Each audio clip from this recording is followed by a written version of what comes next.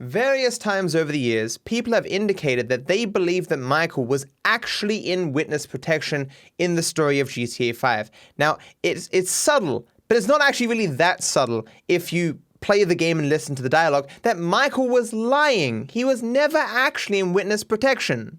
So here's the story of GTA 5, guys. Basically, Michael, at some point, met Dave. Don't explain how, but they kind of like each other to some degree. They at least respect each other. In Dead Men Walking, as Michael is passing out, Dave says, "You know, I always kind of liked you." They get coffee together and buy the book. In the wrap-up, Michael says to Dave, "This is why we're such good friends, huh?" Like, some of it could be seen as sarcastic, but it's like they definitely have some sort of a begrudging respect for each other and an amount of friendship, while recognizing that, they're in different parts of their lives. Of course, he is a criminal, Dave is in the FIB, and of course, they would probably sell each other out to save their own necks if that's what it took. But while that isn't the case, they still are, to some extent, friendly in that way. So Michael and Dave hatch a scheme so that Michael can get out of his crew, fake his death, and disappear. Dave gets all the glory coming from everyone believing that Dave took down the Michael Townley, the notorious bank robber, giving Dave a boost in his career. And Michael gets a clean slate somewhere else with a completely different name. Some of you might be thinking that, oh, I thought Dave and Michael came to an arrangement after Michael got shot. That's not the case. And by the book, Dave says that Michael promised him that it would be a clean job, no casualties. The only way Michael could make such promises to Dave is if they were already in contact before the heist. While we're not certain what things were meant to look like during the actual heist, there wasn't meant to be that much police attention as referenced at various points in the game. It's not like they planned to barely miss a train, get clipped, and get out and walk on foot. Was there ever a helicopter? Who knows? But the plan clearly was that they were going to meet Dave and things were going to go down. And by the book, Michael suggests that the wrong guy got killed. So basically, it seems as though, as you can see if you look very closely in prologue, Dave was trying to shoot Trevor, but then Brad crosses in front of Trevor and Brad gets shot. Brad, it seems as though, was meant to be taken into custody, likely to draw attention away from Michael, disappearing or whatever, because he was going to fake his death. So the trial of Brad, the prosecution of Brad, was meant to be the cover, the headline news, so Michael could get away. It could also be possible that Michael didn't want Brad to die because Michael isn't really a fan of unnecessary killing.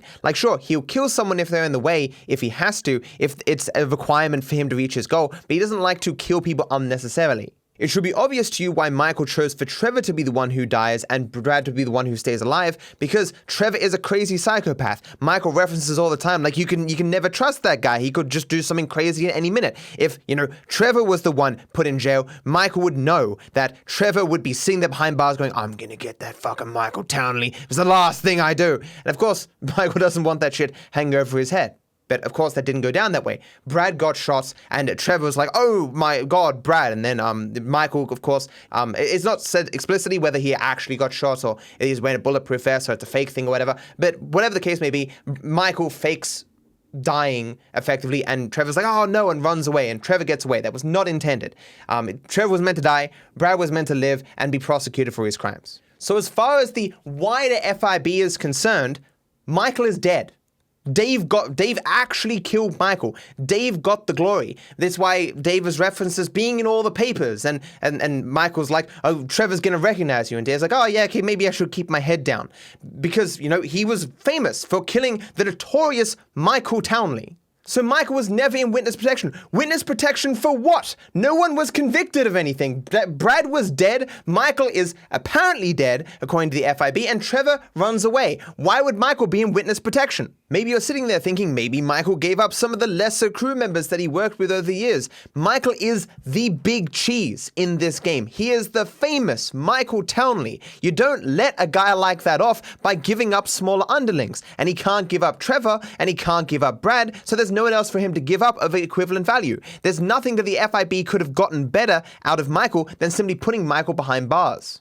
There was actually a phone call that most of you probably have never heard. Most of you think that Dave just busts in on Michael and Franklin while they're watching the TV just after they've done the jewel store heist. But this isn't the case. Michael makes a phone call to Dave, showing that they still are in contact after all these years. "Michael? Dave? To what do I owe this pleasure? Just want to talk. You behaving yourself? Of course. And how are the kids? Great. Amanda too. Wonderful. She sends her love. So how's the job? Good, thanks, yeah. New supervisor, Steve Haynes. He's on that TV show. Really? Good guy? He's okay. Well, it was nice to catch up. Same to you. What's important here is that as far as Dave and Michael were concerned, only they both knew that Michael Townley was still alive. No one in the FIB knew. Trevor certainly didn't know. And Michael was completely unaware that Lester knew the entire time. At the beginning of Dead Men Walking, Dave actually threatens Michael with more people becoming aware of Michael being alive. He says, well, Michael, if I go down, they're going to look through my files, see the things I've done. Sure, I get 3 to 5 years, but you're Michael Townley. They find out you're alive, you go away forever. And Michael's like, fuck you. Steve finds out that Michael is alive because Dave tells him. Steve is his superior, and both Dave and Steve are corrupt, needing to do things off the book, and that's how Steve gets involved, and that's how Steve then learns of Michael being there. The reason why Michael says he's in witness protection is when he needs to contact Lester to get information about the jewel store heist and whatnot, and then the case in the jewel store, and Lester's like, so, why aren't you dead? And I've always known you're not dead, but so what happened then? Michael's like, witness protection, man, what can I say? Like, it just, that's just how things went down. I woke up and, they gave me a deal, which of course is stupid. And Les is like, but like, my dude, you live in a mansion. Why would the FIB give you a mansion?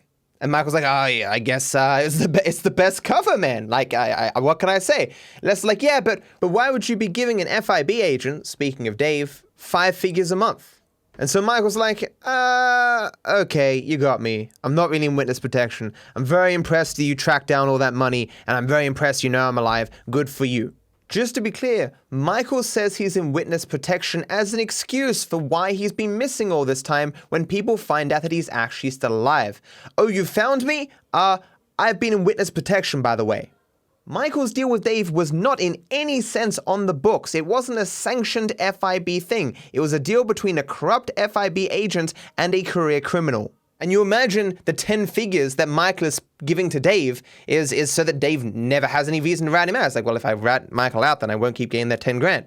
Or either that, or to incentivize Dave not just to kill Michael actually in prologue. Like, set up everything to go wrong and actually kill Michael, because Michael's like, well, if he needs to keep up his end of the deal, so I keep paying him the 10 grand plus a month or whatever. Which is a lot of goddamn money. Michael must have... Well, of course, Michael was a notorious bank robber. So he had robbed millions by this point. And that's why Trevor is so pissed at the end of Derailed, where Trevor's like, you blew the identities! I didn't have access to my millions! And that's why Trevor, you find him out in the middle of nowhere, because he can't access his money, because the FIB knew who Trevor was at that point. And so they froze all his bank accounts, and that's another reason why he's pissed with Michael, because he didn't have access to all the money that Michael still had access to, because Michael knew what was going to go down, so he likely moved all his money out of those bank accounts. Or maybe just over a long period, slowly moved it to places where it wouldn't immediately be tied to him and thus wouldn't be taken by the FIB. When Trevor first comes to meet Michael again, Michael's like, oh shit. And Trevor's like, so, how are you still alive? And Michael's like, I'm in witness protection. Shit went down there, man, and I just, I took a deal, And Trevor's like, oh yeah? Is that right? Is that right? Trevor doesn't seem fully convinced, but he's his best friend is back alive. He had a rest in peace Michael tattoo on his shoulder. He clearly cared a lot for Michael. He doesn't want to believe that Michael betrayed him. Dave and Michael on the mission by the book reference why it's likely that Trevor just didn't kill Michael where he stood, believing him to be a traitor. Because there were 2 options at this point. The first option is that Michael betrayed Brad and Trevor. He set up a deal and he bailed. He got out. He betrayed Brad and Trevor to save his own neck.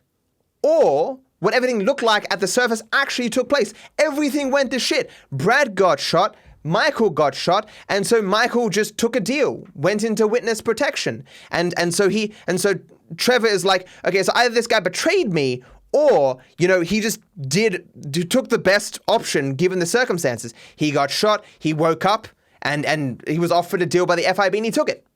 And Trevor doesn't know which one of these options is the true reality.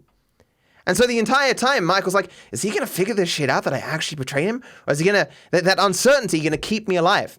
And it's only until way later in the game, with Bury the Hatchet, Trevor's like, wait a second. There was a funeral. Who was in that coffin, if not you? Because all this time, Trevor's thought Brad is still alive. He's like, wait a second, you really did betray me. It all clicks in his head, like, nah, and then he runs off and confirms it, and then he hates Michael until they eventually patch things up or whatever. At no points is Michael in witness protection, is what I'm trying to say. The entire story doesn't make sense with him being in witness protection. And it's crazy how many people think he was actually in witness protection for some capacity. For what?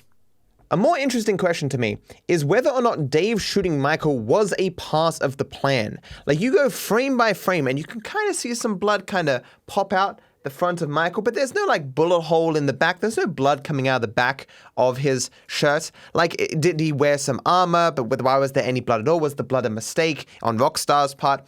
Like, was this an improvised thing on Dave's part? Was Dave actually trying to kill Michael? Like, oh shit, this has all gone to hell. I've got to kill Michael right now, or he's going to talk about our deal. But then how did Michael get away?